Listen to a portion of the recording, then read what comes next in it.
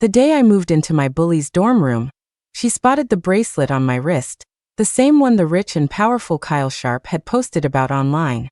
The whole campus knew Kyle was violent and unpredictable, but lately he'd become obsessed with some girl.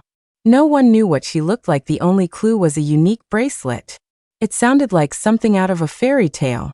My bully Megan happily snatched my bracelet and wore it to Kyle's birthday party. But what she didn't know was that a week ago, I had ambushed Kyle from behind and nearly strangled him to death with that very same bracelet. Kyle was furious. He'd sworn that night that if he ever found me, he would kill me. When I dragged my suitcase into room 312, Megan was on the balcony, smoking a cigarette.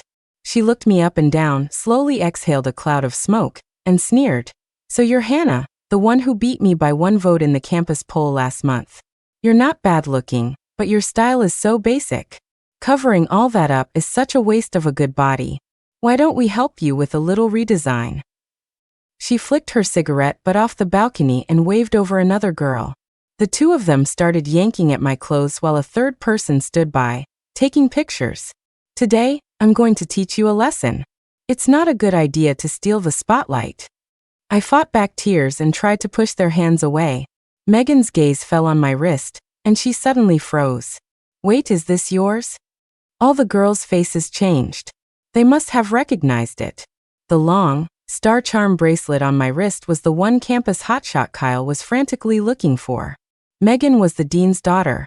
She'd used her dad's connections to get into this top-tier university as an art major, and had always acted like she owned the place. But Kyle was on another level.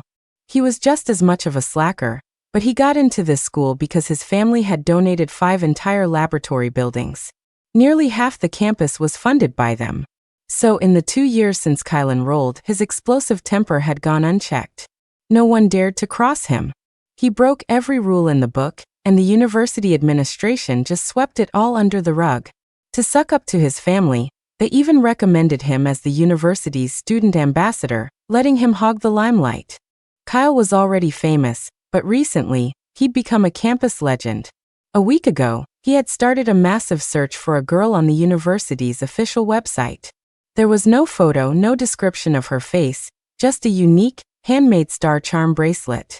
Kyle said that whoever could tell him who owned the bracelet would get a $200,000 reward. Even providing a useful clue was worth $5.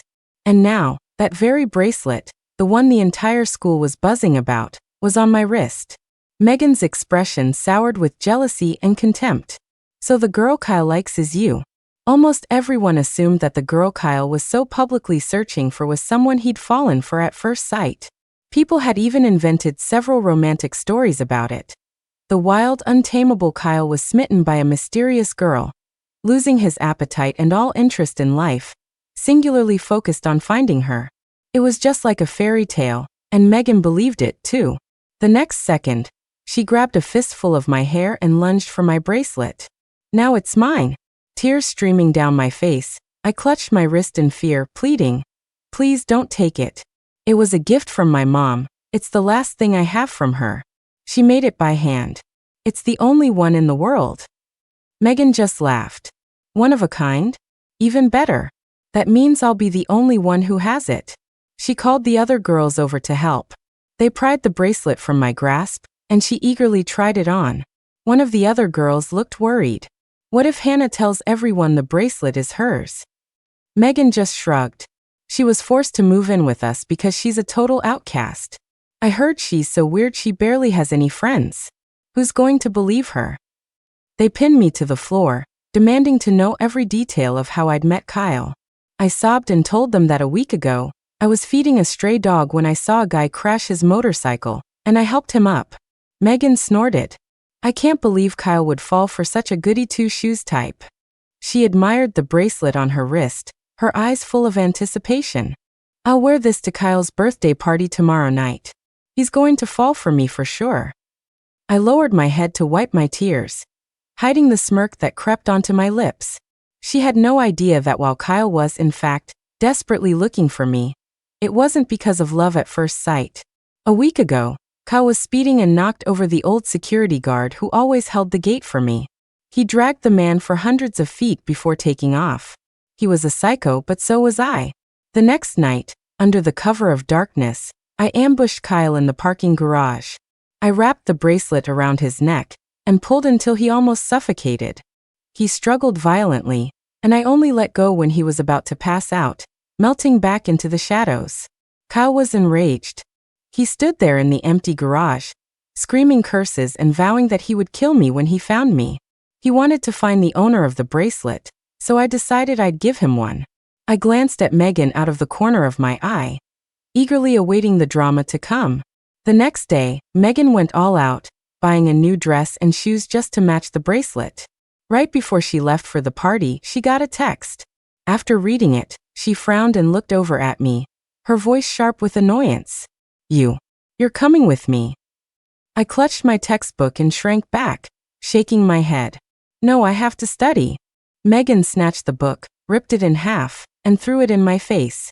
"A person like you could read 1,000,000 books and you'd still be trash," she spat. Then she wrapped an arm around my shoulder, a cold smile on her face. "What are you afraid of? I'm just taking you to see the world. It's only a game." After forcing me into a luxury car, she muttered under her breath, "What a stupid rule. Can't believe I have to bring a guinea pig." I looked down, my expression unreadable. It was their slang. Students without money or connections, the ones who couldn't fight back, were called guinea pigs, tools for their cruel entertainment. Tonight's birthday party was clearly going to have some special activities planned by Kyle. When we arrived at the Sharp family's private estate in the hills, the party was already in full swing. The place was filled with rich, well-connected students in expensive suits and gowns sipping champagne. I recognized the popular student council president, the captain of the basketball team, and even a student actor who'd starred in a couple of teen dramas. On the other side of the room, 4 or 5 students in plain, cheap clothes stood awkwardly in a corner. Megan shoved me toward them. "That's where you belong." I stumbled and fell into the group. One of the guys asked Megan, "This one you brought is way too pretty. It'll be hard to get rough with her as a guinea pig." Megan shot me a look, her tone suggestive. "Isn't being pretty perfect for other kinds of games? Who'd you bring this time?" The guy said, "Some invisible nerd from my department. An orphan named Leo, I think. Perfect guinea pig material." They talked about us like we were objects. I huddled in the corner, terrified. When I looked up, my eyes met those of the boy named Leo. He had a thick fringe of hair and glasses with lenses as thick as bottle caps. He was timidly trying to hide behind one of the girls. A wave of laughter erupted from the crowd. "Look at that wimp. Ha ha ha, what a coward." The room only fell silent when Kyle made his grand entrance in a tailored suit. He scanned our group, his eyes glinting with excitement. "I've been in a really bad mood lately. A good game is just what I need to let off some steam." "Happy birthday, Kyle," Megan said, handing him a gift and deliberately showing off the bracelet on her wrist. Kyle's eyes fell on it, and his face instantly changed. He grabbed her wrist, his voice tight. Is this yours?" Megan found his reaction strange but missed the dangerous edge in his voice. She just recited her rehearsed line. "My mom made it for me. It's one of a kind." Before she could finish, Kyle shoved her into the middle of our group of guinea pigs. As Megan screamed, Kyle stared her down, a vicious smile spreading across his face. "Excellent.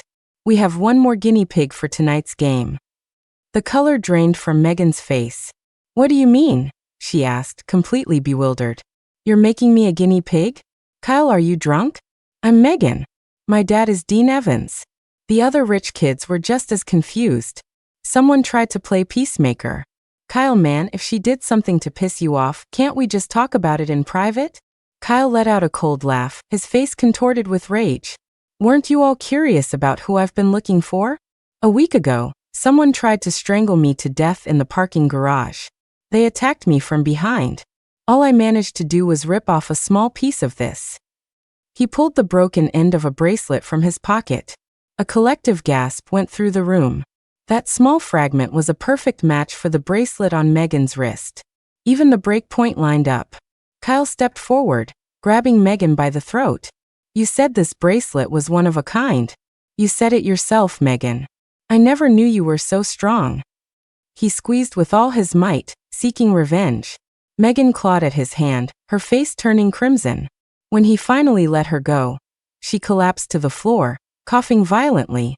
It took her a moment to recover, and then she remembered me. Her eyes wide with terror, she pointed. It's hers. The bracelet is hers. I put on a blank, horrified expression and shook my head frantically. No, not me, it wasn't me.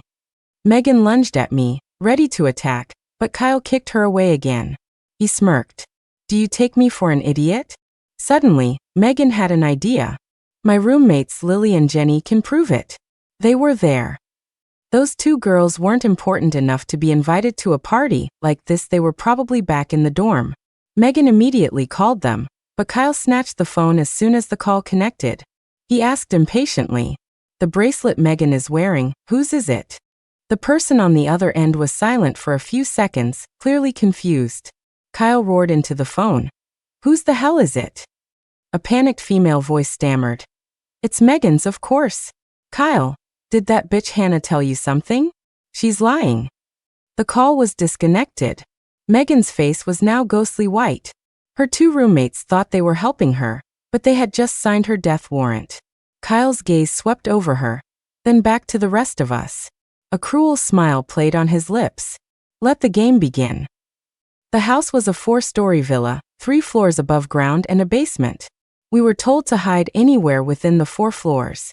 In 10 minutes, they would come looking for us one by one. Anyone who was found would face a humiliating punishment. Someone had once anonymously leaked details on the campus website. The punishments included, but were not limited to, being stripped naked and forced to bark like a dog, kneeling to lick their shoes, or even being beaten while on the phone with your parents, forced to pretend everything was fine. The victims were later threatened or bribed into silence. The post only existed for half an hour before it was completely scrubbed from the internet. But once something that filthy exists in the world, people will know about it. Everyone scattered in a panic, desperately searching for a place to hide.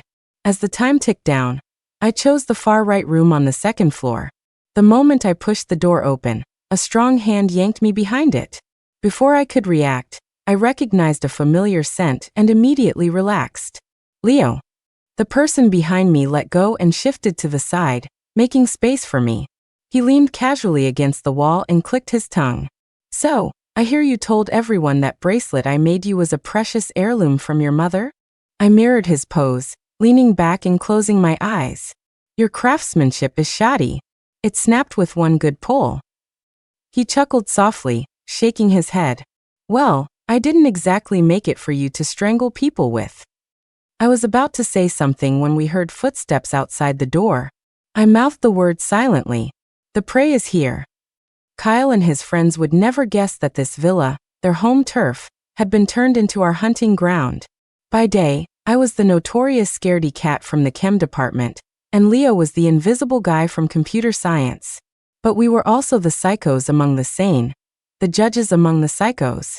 When evil people used their wealth and power to escape the law, we stepped in to deliver a sentence. We had been planning this judgment for 2 months, finally managing to infiltrate their game. Now the real game was about to begin. I started darting around the room, pretending to be in a panic. When a guy with flashy earrings pushed open the door, I was reaching for the closet. I feigned a jump, spinning around to look at him with wide, terrified eyes. I stumbled backward. Stay away from me, please. Chad, the basketball captain, clapped his hands in delight. Ha ha ha. I can't believe I found a guinea pig so fast. I'm the first one tonight. He loosened his tie, a predatory look in his eyes as he walked toward me. Now let's see. What should your punishment be? Before he could finish his sentence, a syringe jabbed cleanly into his neck. Behind him, Leo had one hand clamped over his mouth, and the other plunging the sedative home. Chad didn't even have time to scream before he crumpled to the floor. Leo snapped his fingers. That's one. Leo dealt with Chad while I went out to find the next target. Downstairs in the 1st floor living room, Kyle was getting impatient. What the hell is Chad doing? If he can't find anyone, he should just come back. He's wasting my time. The others exchanged glances, eager to please him. Kyle, why don't you just go look? I'll give Chad a call and tell him to come back. Kyle stubbed out his cigarette on the coffee table, grabbed a golf club, and headed upstairs, full of anticipation. I wandered around the second floor, spotting a room at the turn of the staircase that looked like a good hiding spot. If someone was hiding there, someone would surely come looking.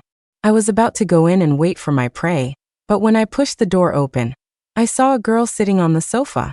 Her hair was in a ponytail, and she wore no makeup. I was startled, and so was she. She only relaxed when she saw it was me. After I closed the door, the girl lowered her head, her expression blank, and didn't look at me again. But my eyes followed her hand and saw the fruit knife hidden in her sleeve. Hey, aren't you going to hide? I pretended not to see the knife, acting as lost and scared as a first-time guinea pig. The girl's lips twisted into a bitter smile. It's useless. They'll find you wherever you hide. They won't let us go. It seemed this wasn't her first time being brought here, and it was clear she had endured inhuman torture and had no intention of going through it again. There's a hidden room behind that bookshelf. You can hide in there, she said flatly, pointing to one side. I'll stay out here. You should be able to get through this round. I watched her quietly, not moving. She was planning a murder-suicide, but it wasn't a good plan. A faint, indistinct whistle echoed from outside the door, a death knell fraying everyone's nerves. The girl's eyes widened in panic. Seeing me still standing there, she finally lost her patience and stood up, trying to shove me toward the secret room. What are you doing? Don't you know the earlier you're found, the more disgusting the punishment? You won't be able to handle it. But she never expected that just as we reached the hidden door, I would sidestep and whisper in her ear, "Do you believe in the light?" As her eyes widened in shock, I shoved her into the secret room and locked the door behind her. At that exact moment, the main door to the room opened. Kyle swaggered in, dragging the golf club. He lit up when he saw me. Haven't seen you before. First time? How do you like the game? Fun, right? My face was pale as I backed away from him, stumbling and falling to the floor. My fear gave him a huge sense of satisfaction. He grabbed my hair to drag me out, and I sobbed and struggled. Please let me go, please. I overheard Megan on the phone. The person who attacked you had an accomplice. I can tell you who it is. Kyle stopped. He seemed to recall something unpleasant and his face darkened. He crouched down, staring at me. Where is her accomplice? I moved my lips, pretending to be unable to speak through a cough. As Kyle instinctively leaned closer, Leo emerged from behind him, pressing a cloth soaked in chloroform over his mouth and nose without hesitation. Well, about that accomplice weary right here.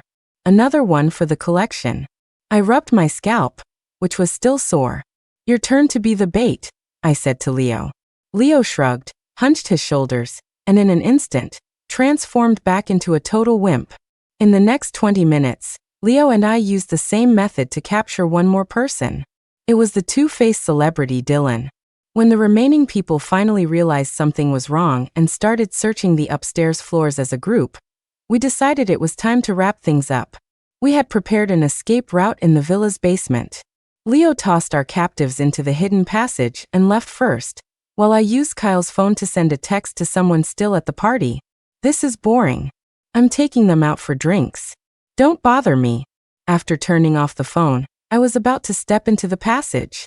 Suddenly, someone grabbed me from behind. It was Megan, her eyes wide with excitement as she stared at the hidden door. This is a great hiding spot. They'll never find it. She shoved me aside. Get out of my way. Then she scrambled inside. Remembering Leo was waiting at the exit, I sent him a text. Get another dose ready. Ugh. We were catching sheep, and a pig just walked right in. I really don't understand people who are so eager to get captured. The fake text I sent would only buy us some time. By the time they figured it out, Kyle and his friends would already be tied up in an abandoned villa. In a dim, sealed room, Kyle was the first to wake up. He was trussed up and hanging from the ceiling. When he realized his situation, he broke down and roared. Who the fuck did this? I'll kill you. No one answered. Instead, his screams woke up Chad and the others, and a new wave of wailing began. What the? Where the hell are we? Are we being kidnapped? Help. My family's rich. We have lots of money. Don't kill me. Their profanity-laced screams died down as a faint, intermittent humming filled the air. Everyone held their breath, staring at the iron door. A man dressed in black, wearing a ghost mask, slowly walked in, holding a blood-stained axe. "Good evening, gentlemen." His voice was sardonic and unhinged. "I hear you all love to play games. How about we play one together?" The guys were so terrified they didn't dare breathe. Watching Leo's performance on the monitor, I fell silent. Putting myself in their shoes, he was genuinely terrifying. Thank God I was on his side. When Leo gave the signal, I pressed the broadcast button we had set up. Almost simultaneously, a live stream portal appeared on the homepages of major websites. The Jumbotron in the city's largest shopping center flickered, went dark, and lit up again with a close-up of Kyle's terrified face. At first, the public thought it was some new kind of viral marketing for a TV show and didn't pay much attention. But the student forums at a university exploded. "Holy shit, isn't that Kyle Sharp? Is this some new kind of game?" "Game my ass. Does he look like he's acting? He's been fucking kidnapped. Isn't that Chad, the basketball captain, hanging up behind him? And the other one is Dylan." Dylan had starred in a few teen dramas and had a decent fan base. The live stream quickly started to go viral online. Are criminals this brazen now? Kidnapping and live streaming it. This is despicable. Someone call the police and save them. I hope those poor students are okay. Meanwhile, the friends who had been trying to contact Kyle and the others saw the live stream, and their faces turned pale. After a brief, panicked discussion, they quickly called the police. Now the game begins. In the room, Leo laughed manically. "This abandoned villa has 3 floors. Go ahead and hide. But don't let me find you. If I find you, there's a punishment." A look of shared horror crossed their faces. They had created this game. No one knew better than them how disgusting the punishments were. The moment their ropes were cut, they scrambled to their feet and ran out of the room like their lives depended on it. Leo stood perfectly still, even thoughtfully turning on the lights for them. Soon, desperate screams echoed through the building. Their attempts to escape were futile. The villa had been modified into a giant escape room. "Ready or not, here we come," Leo said with a grin, starting a timer. Kyle and the others watched in terror, scrambling to find hiding places. This was fun. I put on my matching ghost mask, activated my voice changer, and dragged the heavy axe to begin my role as an NPC. Kyle was panting heavily. It wasn't until he became the guinea pig that he finally understood how deadly this kind of fear was. His legs felt like jelly as he crawled his way to the 3rd floor. The kidnappers would surely start searching on the 1st and 2nd floors. He would be safe on the 3rd floor for now. With that in mind, Kyle began to carefully choose his hiding spot. Countdown. 5, 4, 3. Leo's excited voice rang out. Kyle flinched, his hands trembling as he pushed open the door to the corner room. "Found you." I was already waiting there, my face inches from his. Seeing the identical ghost mask, Kyle was scared out of his wits. He tried to run, but the door slammed shut behind him. Kyle collapsed to the floor, too terrified to even look at me. He pounded on the door, sweating and screaming, "Help, help me. Somebody save me." I grabbed a handful of his hair, just as he had done to me, and started dragging him out. Perhaps realizing I wasn't as strong or tall as Leo, Kyle found a sudden burst of courage. He broke free and grabbed a nearby chair. "Go to hell, you bastard." Just as he raised the chair, he was tasered from behind. Watching him twitch on the floor like a dying fish, I sighed again. Who said there were only 2 psychos here? When Kyle woke up again, Chad and Dylan were cowering in a corner. He had been stripped to the waist and tied up on the floor with a dog collar around his neck. Leo held the other end of the leash and waved at him. "Congratulations, you were the first one found. Come on, start crawling and barking like a dog." He pointed to his shoe. "Then lick this clean." The live stream audience went insane. What is this? How can these kidnappers be so arrogant? This is worse than an animal. It's disgusting. Why don't they want money? Abusing people in such a depraved way. Could this be for revenge? Where are the police? Save those poor students. Well-meaning viewers who didn't know the full story began to condemn the kidnappers. The students at a university were also in shock.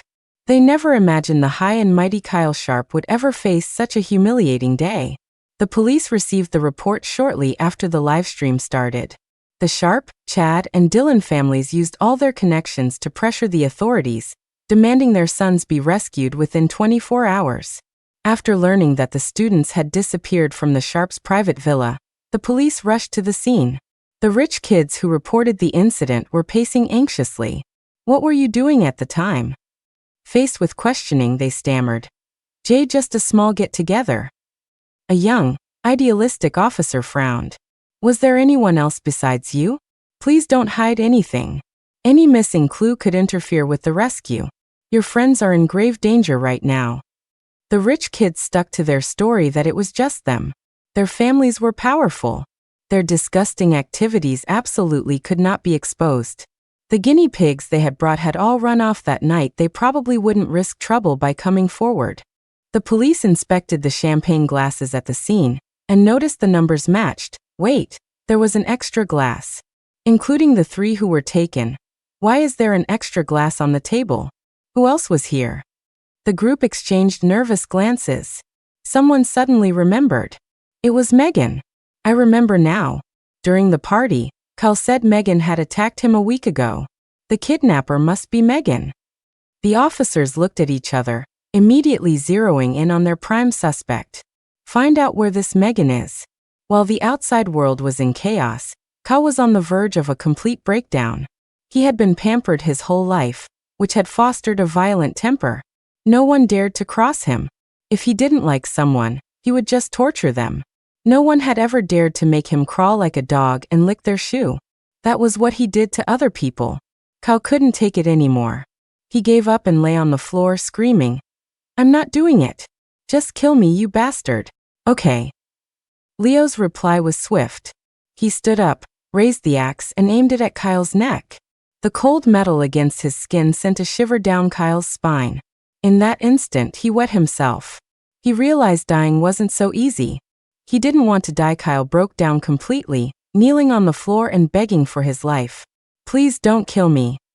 Leo tapped the handle of the axe with his finger, looking thoughtful. "In that case, just answer a few questions for me."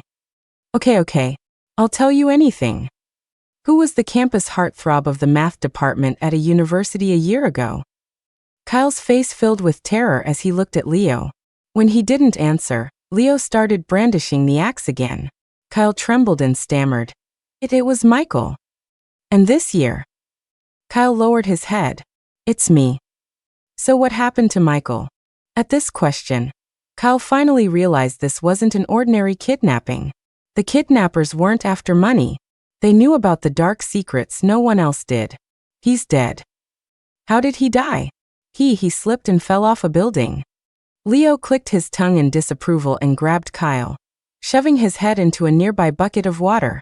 He only pulled him out when he was about to drown. "I want the truth. Think carefully before you speak again. Otherwise, I might get angry." Kyle lay on the ground, shaking uncontrollably. Terrified of provoking Leo further, he didn't dare hide another thing. "A year ago, I invited him to my first party. We stripped him naked and hung him out of a 4th-floor window. We recorded a video of him pissing his pants in fear. It was just supposed to be a joke, but when we tried to pull him back in, he tore at the rope himself and fell. He was impaled on the security spikes below." Leo stopped fidgeting and fell silent. After a long moment, he looked up at Kyle, his voice cold. "You people are even more disgusting than I imagined." Sensing the dangerous shift in tone, Kyle pointed frantically at Chad. "It was all their idea. I just wanted to mess with him a bit. I never meant to hang him out the window."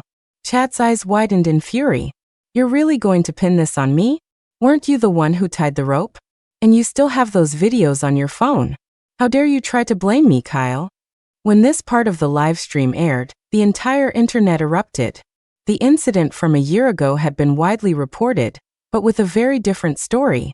The official narrative was that Michael was fooling around with his girlfriend at the Sharp villa. Afraid of being caught, he hid naked outside the window, slipped, and fell to his death. That explanation had even made the news. Everyone had treated it like a spectacle, mocking the top student from a university for his scandalous behavior, even saying he died a libertine's death. Michael's photo was turned into memes, His girlfriend was harassed and shamed, and she was even condemned by misinformed internet users who claimed she was responsible for his death. Kyle and his friends' actions were completely covered up. The experience was risky, but also thrilling. Discovering the joy of watching the drama unfold, Kyle and his friends began to actively seek out guinea pigs, bringing them to the villa for their sadistic games. Some victims accepted large sums of hush money and lived with the humiliation. Others tried to go to the police, only to be silenced by their powerful families, who would often turn the tables and have the victims charged with defamation. Until this live stream ripped the ugly truth into the open. The hashtag a university kidnapping livestream shot to the top of trending topics, with comments piling up by the second. Holy shit, what a plot twist. It's hard to believe these guys are all under 20. They're not human. They're demons in human skin. I take back everything bad I said about the kidnappers. Kill these animals. These people don't deserve to be rescued. They deserve to die. FUCK, I'm shaking with rage. How can such evil exist in the world? Soon, someone posted a long thread on X. I was Michael's best friend for 10 years. I have something to say. In a 3,000-word post, he described a positive, optimistic, and cheerful young man. Michael had spent over a decade working his way from a rural village to a top university. His dream was to become a teacher and take his sick mother to see the monuments in Washington, D.C. after graduation. He also had a girlfriend he had been with since high school. They were deeply in love and had planned to get married after graduation. A young man full of hope for the future died in utter despair. His sick mother took her own life in front of the Sharp Corporation headquarters. His girlfriend, a straight-A student, dropped out of school due to severe depression. Even though his friends fought tirelessly to get him justice, they couldn't overcome the narrative. The thread went viral. Within half an hour, everyone knew the name Michael. People furiously condemned Kyle and his friends, mourning the innocent young man. Meanwhile, in a psychiatric hospital, a young woman with numerous scars on her wrists stared at her phone screen. A single tear rolled down her numb face. The night was pitch black, but she saw the light. She was Michael's girlfriend. She had gone to the party with him that night. While Michael was being humiliated outside the window, Chad had cornered her in the bathroom, drenching her with the shower head. As she stood shivering in the tub, he threatened her with a plugged-in hairdryer, telling her to take off her clothes or he'd drop it in the water. All she wanted then was to survive, to get out of that hell with Michael. But she never imagined that she would live, and Michael would die that night forever. Michael's death, her own horrific experience, and the wave of online condemnation had broken her again and again. After several suicide attempts, her mind finally shattered. She never thought this day would come. A day when everyone knew the truth. The young woman let out a long suppressed scream. Nurses rushed in to find her laughing hysterically, but the laughter soon turned to tears, which grew from quiet sobs to gut-wrenching wails. Inside one of the police cars speeding toward the location, there was dead silence. Except for the driver, every officer was staring at their phone, speechless. After a long time, the young, idealistic officer spoke, his voice full of confusion. "Captain, what is justice really?" The captain in the passenger seat stared out the window, unsure how to answer. For the next hour, Kyle, Chad, and Dylan were locked in separate, dark rooms. I sat comfortably in the control room and announced, "Time for a quiz show. The first person to answer correctly gets to skip the punishment. Anyone who adds details can also skip. As for the one left over, hee." I let out a creepy laugh. "You designed the punishments yourselves. You should know them better than anyone." On the monitors, the three of them were sweating and trembling, crushing a guinea pig's fingers, and then calling their parents, forcing them to smile through the pain. Whose idea was that? After his earlier ordeal, Kyle immediately blurted out, "Chad. That was his idea." Dylan spoke at almost the same time. He first used that on our basketball coach, just because the coach praised another player for having more talent than him. The coach's hand was permanently damaged. He can't play basketball anymore. Only Chad remained silent, his face turning ashen. He knew the other two had sold him out. What fresh hell awaited him now? With a bang, the door opened. "What are you doing?" "What are you?" Chad trembled as Leo walked in. "Leo, holding Chad's phone, just shrugged. Get ready. And make sure you scream loud. With that, he kicked Chad over and, without hesitation, drove a nail through the palm of his hand. Ah! A piercing scream echoed through the chamber. Kyle and Dylan flinched as they heard the faint sound. At the same time, the call connected. Chad wasn't about to put on a brave face. He howled in agony. Dad! Dad, help me! They're going to kill me! His father's voice thundered back. You just want money, right? I'll give you whatever you want. But if anything happens to my son, I swear I'll kill you. Leo clicked his tongue. Oh, I'm so scared. He paused. But I can be nice to him. Just trade me your company's business secrets. After a long silence on the other end, the line went dead. Leo sounded cheerful. Looks like your dad doesn't want you anymore. Chad completely broke down. Back at the police station, Chad's father hung up, his face livid. He raged at the officers. When are you going to find him? What the hell are you all paid for? The police officers, busy trying to trace the IP address and save the students, just stared at him in silence. One officer accidentally bumped into him, making him stumble. Oh, sorry. Didn't see some freeloader standing here. Second question. Dylan, how did you land your first leading role? Before I had even finished speaking, Chad, clutching his bleeding hand, immediately said. He funded the project and had the original lead actor replaced. Kyle added. The studio didn't agree at first because the original actor had already been filming for 2 weeks. So Dylan got pissed, hit him with his sports car, and left the scene. While the guy was in a coma, Dylan paid the media to spread rumors that he got into the accident while running from a prostitution bust. By the time the actor woke up, his reputation was ruined. He hasn't worked since. I listened quietly, then glanced at my partner, Sky, who was standing behind me. Her face was cold, her hands clenched into tight fists, as if she were suppressing something. Her brother was the one who had been slandered, who had been driven to suicide by the public outcry. Go. Get justice for the countless innocent people he hurt. Sky put on her mask and walked out. On the monitor, she appeared in Dylan's room. He was terrified, immediately dropping to his knees to beg. I was wrong, I was so wrong, I'll never do it again. Sky walked past him to the camera and turned it away. The following content may be too graphic for younger viewers. All that was left was the sound of Dylan's rising and falling screams. What was once a nasty local story was now a full-blown entertainment industry scandal, and it was getting far more attention. As soon as Dylan's actions were exposed, a name shot to the top of the entertainment trending lists. Joel, the actor who had been innocently replaced and whose career had been destroyed. Whether they were his fans or not, everyone was furious on his behalf. I can't believe someone so disgusting exists in this world. I'm shaking with rage. Why aren't they dead yet? I'm not a fan of Joel, but what happened to him is infuriating. The crimes of Kyle, Chad, and Dylan were exposed one by one.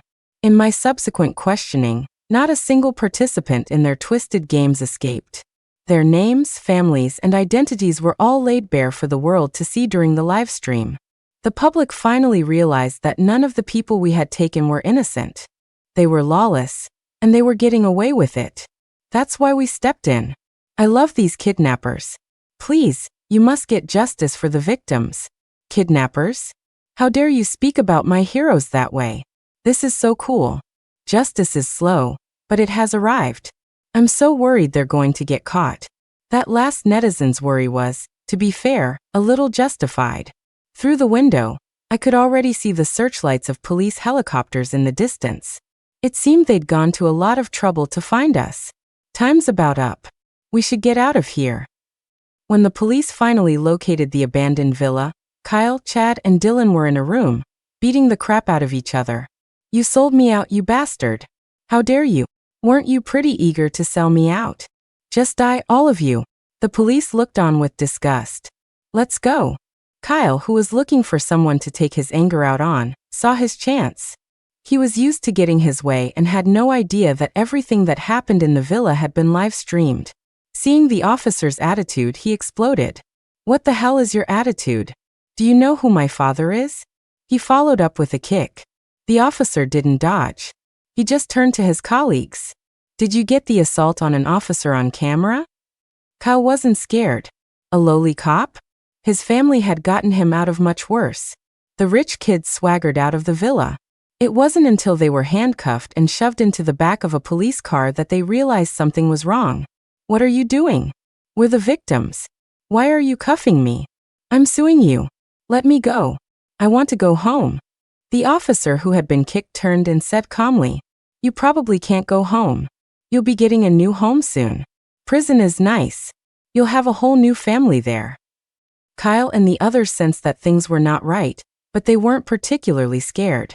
They were the victims in this incident. Their families were powerful. As long as their past crimes weren't dug up and blown out of proportion, they would be fine. But they could never have dreamed that their disgusting pasts were now known to everyone. This was no longer about whether their families could protect them. They were facing the judgment of the entire public. Their families couldn't even protect themselves. Their shady business dealings and dirty tactics were being exposed by the public one by one. Sitting in the police car, waiting for his family to come get him, Kyle suddenly remembered the ordeal he'd just been through. Fury surged through him. He said to the officer, Have you found the kidnappers? The officer glanced at him. Why? I know who it is. Kyle said through gritted teeth. It's Megan. She attacked me first, then she kidnapped me. The police had been looking for Megan but had found no trace of her. When they arrived at the villa, only Kyle, Chad, and Dylan were there. They couldn't even find a fourth person's fingerprints. Kyle suddenly remembered something. She had an accomplice. The last person I saw before I passed out was Hannah. The officer paused for a moment, then asked, Didn't you say it was just you guys at the party? Who was Hannah? Was there anyone else? Someone you brought there? What did you bring them for? Kyle's face suddenly changed. The next evening, Megan was found. She had been wandering alone in the vast, desolate woods behind the abandoned villa for a whole day and night. When she was found, she was having a mental breakdown, her speech nonsensical. Don't hit me, don't hit me. Aya, there's a ghost. There's a ghost. After questioning her, the police determined her mental state wasn't an act. She likely wasn't the mastermind behind the kidnapping. So the suspicion fell on me. After all, both Kyle and Chad said I was the last person they saw. At the same time, the police learned about the existence of the guinea pigs from that night. They began to track down the victims one by one. They found me just after I'd bought lunch in the cafeteria. Leo was sitting by the window looking outside. They're here, he said softly. A few seconds later, two plainclothes officers sat down at our table. Hannah, Leo. On the night of the 18th, you were at the Sharp family's villa?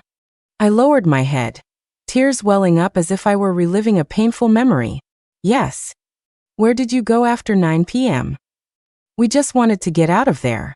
We heard something was happening, and all the security guards ran toward the basement, so we took the chance to escape through the main gate. My story was solid, as it matched what the other escaped students had said. They had all been in such a panic that they couldn't remember who they had run out with. As I spoke, my voice broke into a sob. The female officer sighed and handed me a tissue. But the male officer was sharper. He pressed on. You still haven't answered my question. Where did you go?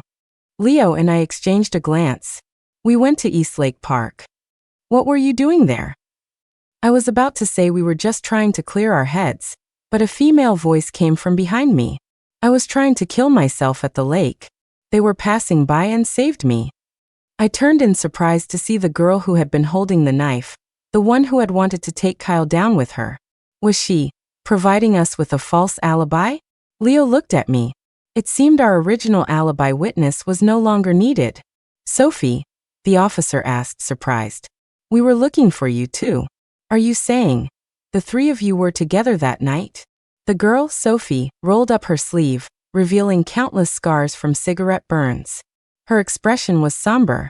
I didn't know when this nightmare would end, so I decided to end it all. Hannah and Leo saved me. After that, we sat by the lake and watched the kidnapping live stream. Do you have any idea how happy I was? The officer frowned. But what those kidnappers did was still wrong. But it was effective, wasn't it? If it weren't for them, How many more people would have to die before Kyle and his friends got the punishment they deserved? The officers were speechless. Sophie let out a self-deprecating laugh. I'm afraid it would have been never. More and more victims came forward with evidence of the abuse they had suffered. The public demanded that Kyle and the others be dealt with swiftly. The internet was flooded with calls for their prosecution. There's so much evidence. Why haven't they been sentenced yet? Are the police going to sweep this under the rug again? If we don't speak up now, there's no guarantee we won't be the next victims. If these scumbags enter the workforce and end up in management, there will only be more victims. I don't get why they're so focused on catching the vigilantes. They should use that time to sentence those animals. Death penalty. Death penalty. The public outcry was deafening. The police were forced to suspend their search for the kidnappers. 3 months later, the sentences for Kyle and his group came down. 3 were sentenced to life in prison, 1 to 7 years and 1 to 5. As for Megan, after we left her in the woods, something must have terrified her so badly that she had a complete psychotic break. She lives in constant fear that someone is trying to kill her, hiding in her closet, and refusing to come out. I suppose a real vengeful spirit must have finally caught up with her. The day Kyle and the others were transferred from the detention center to the courthouse, the sun was shining brightly. From a distance, we could hear someone's heart-wrenching screams. I don't want to go to prison. I don't want to. I'm only 19, just kill me. We stood outside the courthouse, watching. We saw a figure collapse to the ground, only to be ruthlessly dragged up by the bailiffs and forced to keep moving. I guess it's like they say, you have to walk the path you choose, even if you have to crawl. I turned to leave, but a few people in the crowd caught my eye. A frail-looking girl in a hospital gown, supported by someone's arm. A man with disfigured fingers and a world-weary face. And a handsome young man wearing sunglasses. They had all suffered in silence, only daring to appear now to witness the moment their tormentors were sentenced. I believe now. Sophie had appeared beside me at some point, her voice soft. I paused. In what? The light. She looked at me and smiled. It was the first time I had ever seen her smile. A girl her age should smile more often. Sophie asked, finals are coming up. Want to study together? I shrugged helplessly. Maybe tomorrow. I have something to do today.